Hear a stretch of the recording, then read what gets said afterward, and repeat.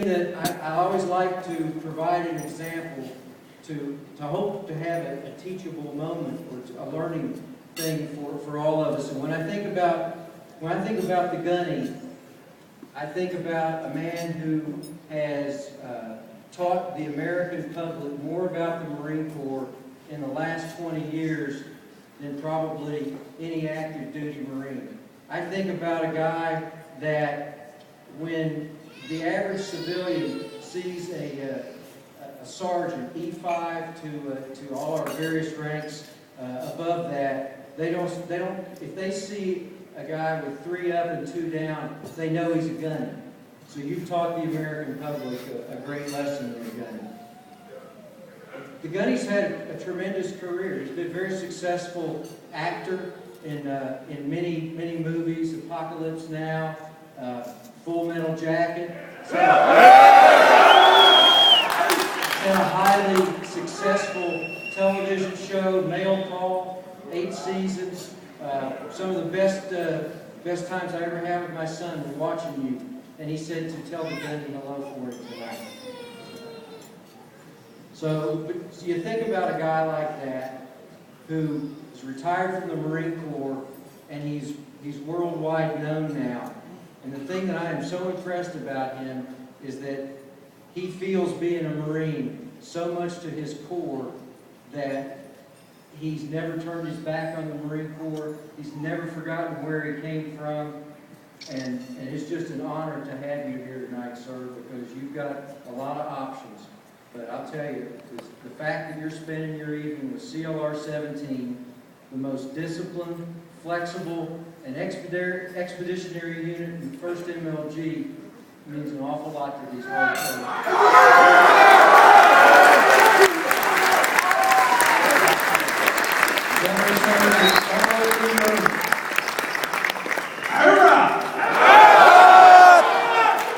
I am Gunnery Sergeant Ermey. I am your senior drill instructor.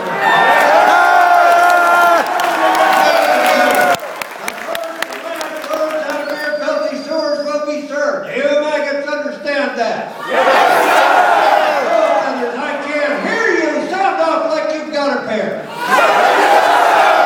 If you ladies leave my island, if you survive recruit training, you won't be a weapon, you won't be a minister of death praying for war. But until that day, you're dupes.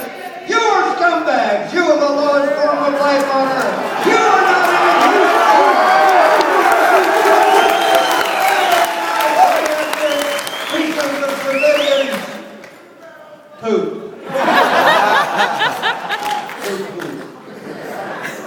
Have to clean that up because there are some young people and a few ladies, and the chaplain is about. But anyway, thank you for having me here this evening. It's an absolute pleasure. It's an honor to be here. I'm going to try to pick up the pace a little bit because I've done that before. I like the other format where I get to secure first and then the speech and all that. But this is tough on the guys, so we're gonna make this happen in short order. I wanted to come to you this evening and tell you that you're not smarter than we were back in the day. We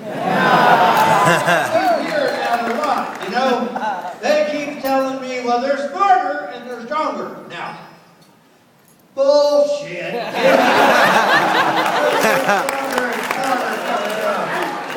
The only difference between, by the way, this is my 50th anniversary with the Marine Corps this year.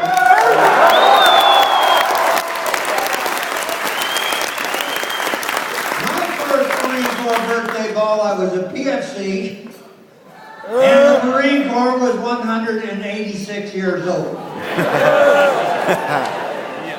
So happy 236th birthday, Marine.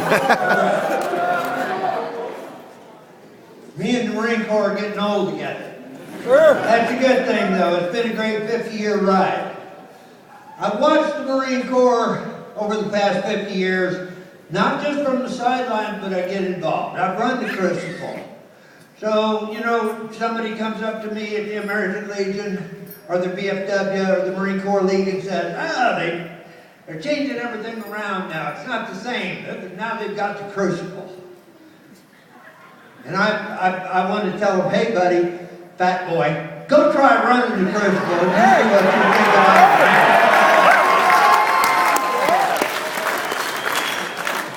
But really, the only difference is, as far as motivation, morale, our officers' corps is second to none. It used to be somebody would call them enlisted man, sir, and then right away apologize. I never could figure that out because the officers that we have in the Marine Corps lead from the front, plain and simple. And you have to respect that. And they do set the example. There's no question about it. So our officers' corps, our staff NCO corps, and our NCO corps are second to none. Plain and simple. And we're the only boot camp, we're the only organization that really hasn't come around to be politically correct now. Because if it ain't broke, don't fix it.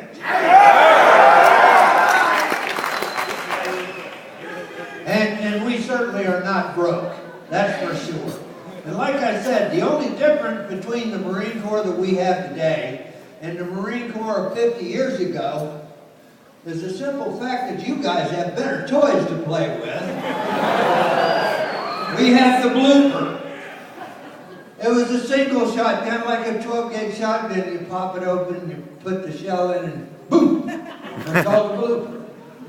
You guys have the Mark 19. As long as you pull the trigger, it just keeps going. Boom, boom, boom. We have the BAR. You guys have the saw. No contest. Now, I was the BAR man. When I first reported to the grunts after recruit training, I was the barman. And I learned the first thing I learned about the BAR was the immediate action.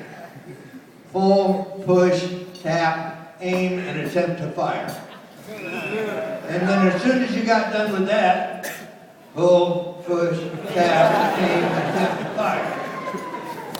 And then you would pull your pistol and charge the enemy.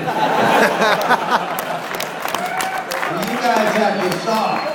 And the beautiful thing about it is, I have been able to play with your toys. Probably even more so than you have. We had the 30 caliber air-cooled machine gun. You guys have the minigun. Minigun, 3,000 rounds per minute. My God, that's a beautiful piece of equipment. Has anybody in here ever shot the minigun? I'll tell you about this minigun. Now what you do is you line it up, line the sights up, you activate the gun, and then you take your head off of the sights and just watch the stream of tracers going down range to the target. And it's totally smokeless powder, absolutely recoilless, and it's like you're out in the garden, out in the yard, and you have a garden hose. Anything you want to squirt with that garden hose is real simple to do, like first wife. Oh, there goes the dog. And you can't miss, right? The minigun is like that. It's just as easy as squirting a garden hose. It's a work of art. And so what I'm saying is, the Marine Corps retired me back in 1971 because BUMED said they had to retire me. They retired me and I just kept showing up to work. And I will be with the Marine Corps forever. There's no, you once a Marine, always a Marine. We've all heard that. Now I've seen a number of Marines that retire, and they walk off into the Wabaloo Yonder, and you never hear from them, you never see them again. They just abandon their post. And I need some help, you know? I like to go to Afghanistan, Iraq. I've been over 5 times. And there is nothing quite like jumping up on the hood of a Humvee out in the middle of the combat zone and getting Kirk to laugh at your corny jokes. And we had our war, which is Vietnam. Now you guys are enjoying yours. And we're doing quite nicely over there. I have professed ever since the beginning of this thing that it's going to be a war won through intelligence. Because if you can't find them, you can't kill them. Plain and simple. But we're patient. And we will find them and we will kill them. Now, because I'm going to have to wrap this up here in just a moment, but I'm going to hang out with you guys for a while this evening. So I would like to be out of here by about midnight, would be nice. But we'll see how that plays out. Now, I will hang out with you, but here's one thing I want to explain to you about a movie that I did a while back. Has anybody here seen the film called Saving Silverman? I was afraid of that. Okay, for those of you who have not seen Saving Silverman, Warner Brothers came to me and said, we want you to play this role, and the description of the role is that of a gay, homicidal high school football coach. Hell, I'd never played a gay, homicidal high school football coach, and so I thought, you know, us Marines are always up for a challenge, right? So I figured I'm up for the challenge, and they gave me $200,000 to kiss Jack Black. So anyway, I got up to Vancouver, Canada, where we shot that masterpiece, and I got settled in the hotel room, and got on the horn, I called Jack Black's room, and I said, "Fat boy, meet me down at the bar, because we got to lay down some ground rules on this kid." So he came down to the bar, and the first thing I told him was that there will be absolutely no damn tongue. No tongue, no wetness, no reach arounds, no and I told him if there was any heavy breathing or anything like that, you know, that would be the end of it. Well, all I can say is Jack wasn't any more enthusiastic about kissing me than I was about kissing him. Although he did get the better end of the deal. But what I wanted you to know is the old gunny will not be coming out of the closet anytime soon.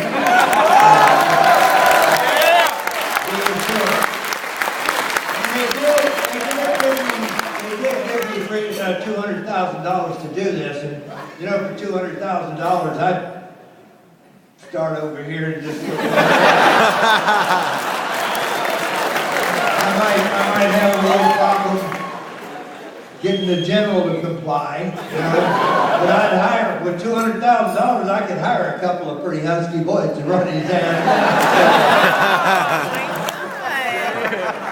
Anyway, God bless you all. Thank you for having me here this evening. Let's just have fun tonight. Let's just have a damn ball. What do you think?